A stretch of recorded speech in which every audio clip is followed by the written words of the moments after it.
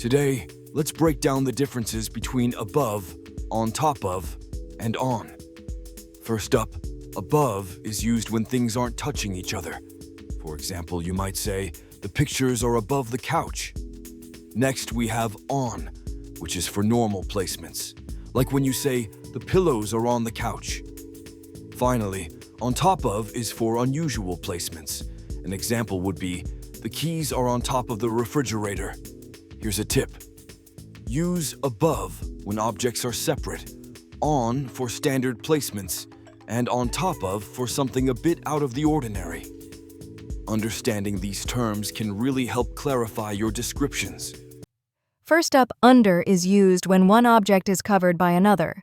For example, the cat is under the table. Next, we have below. This is used when something is in a lower position than something else. Like the temperature is below freezing today. Now, underneath and beneath are more formal alternatives to under and below.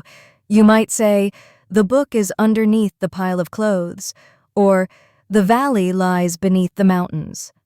A tip: use under for everyday conversation, and save underneath and beneath for more formal writing. Remember, clarity is key. Choose the word that best fits the context.